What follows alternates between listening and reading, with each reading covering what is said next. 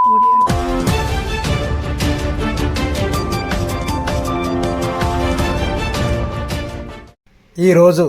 తెలంగాణ రాష్ట్ర BC JAC పిలుపు మేరకు పెద్దపల్లి జిల్లా జేఏసీ అధ్యక్షురాలు దాశరి ఉషా, నల్లవేలి శంకరి ఆధ్వర్యంలో నిర్వహించిన మౌన దీక్షల సందర్భంగా జ్యోతిరావు పూలే గారికి పూలమాలలు వేసి ఘన నివాళులు అర్పించిన సామాజిక రచయిత డాక్టర్ మంద భాస్కర్ యాదవ్.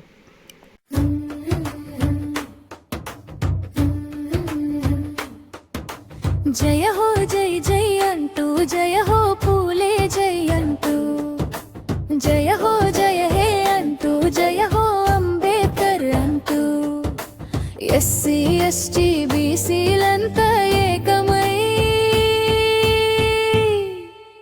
బహుజన జెండా ఎత్తర ఎత్తర ఎత్తర ఎత్తర, బహుజన జెండా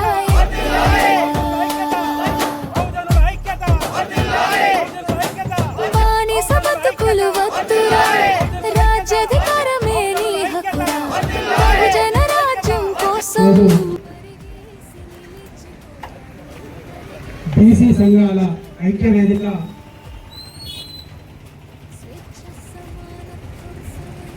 వారు తీసుకున్న నిర్ణయంలో భాగంగా ఈరోజు మౌన దీక్ష నిర్వహించారు.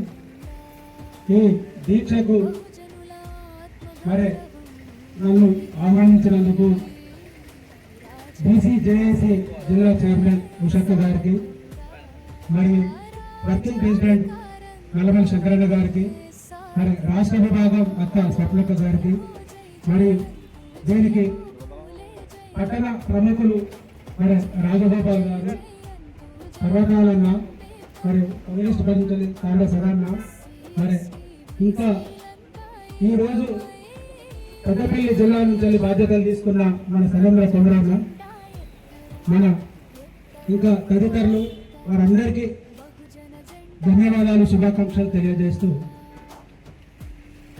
బీసీలు రిజర్వేషన్ కోసం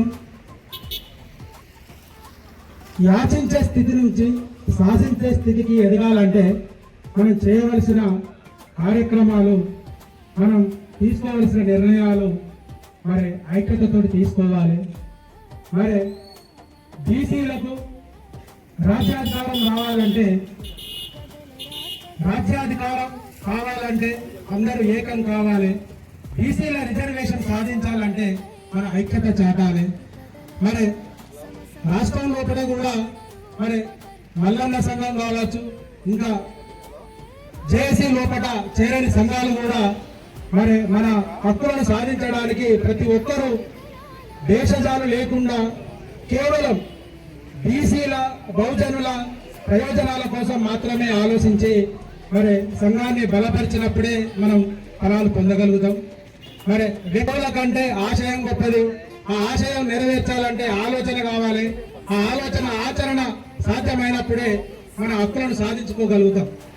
ఇంతకుముందు నాకంటే పెద్దలు చాలా విషయాలు చెప్పిండ్రు, నేను వాటి గురించి ఎక్కువ చెప్పదలుచుకోలేదు. మరి మనకు స్వతంత్రం వచ్చి దాదాపు సుమారు 75 సంవత్సరాలు దాటుతున్నా ఇప్పటి వరకు శాస్త్రీయంగా జనగణనతో పాటు కులగణన జరగలేదు. మరి దీని పాపం ఎవరిదంటే ఇప్పటిదాకా పాలించిన ప్రతి ఒక్క పార్టీలని వాటికి నాయకత్వం వహించిన నాయకులని మనం ఖచ్చితంగా చెప్పవలసిన అవసరం ఉంది. మరి ఇక్కడ ఏం జరుగుతుంది? ఎన్నికలు వచ్చినప్పుడు మాత్రమే ప్రజల మద్దతు కోసం, బీసీల ఓట్ల కోసం మేము మీకు అండగా నిలుస్తాం, మీకు రిజర్వేషన్లు ఇస్తామని మరి సాధ్య అసాధ్యాలను గమనించకుండా వాగ్దానాలు చేసి బీసీలను తప్పుదో పట్టిస్తుంది. మరి ఇప్పటికైనా ఈ బీసీలకు అన్యాయం జరగకుండా మరి కేంద్ర ప్రభుత్వం శాస్త్రీయంగా జనగణనతో పాటు కులగణన చేసి బిల్లు తీసుకురావాలని మరి వారు కొంత ఆలోచన ముందుకొచ్చిండ్రు. మరి ఇంత ఉద్యమం జరుగుతున్నప్పుడు ఈ ఉద్యమానికి కేంద్ర ప్రభుత్వం కూడా సహకరించి వారు కనుక బీసీల ఆలోచనకు మద్దతిచ్చి వారు కనుక కేంద్రంలో మద్దతిచ్చినట్టయితే మరి నరేంద్ర మోడీ గారు ఈ విశ్వంలో పట్టిన గొప్ప నేతగా మరి ఎంతో గర్వించదగ్గ నాయకుడిగా ఎదుగుతాడు. మరి ఆ పార్టీకి ఇస్తే మాకేమవుతుంది, మేమిస్తే వాళ్ళకేమొస్తుంది అని ఈ పార్టీలు కొట్లాడుతూ ఆవులు కొట్లాడుతూ నాగల కాళ్ళు కొట్లాడుతూ బీసీలకు అన్యాయం చేస్తుండ్రు. బీసీలకు అన్యాయం జరుగుతుందంటే ఇక్కడ మన లోపల కూడా లోపం ఉన్నది. ఫస్ట్ ఒక బీసీని గౌరవించుకోవాలి, ఒక నాయకుడు ఇంకొక నాయకుడిని గౌరవించుకోవాలి. ఇక్కడ మన లోపల ఐక్యత రానంతసేపు ఎవరైతే మనం అగ్రవర్ణాలని మనం భావిస్తున్నామో, ఎవరైతే ఇప్పటిదాకా వాళ్ళకు ఊడిగం చేస్తున్నామని భావిస్తున్నామో, వాళ్ళ నుంచి మనము శాశ్వత విముక్తి పొందాలంటే రాజ్యాధికారం ఒకటే మార్గం. మరి రాజ్యాధికారం రావాలంటే మనం ఏం చేయాలి?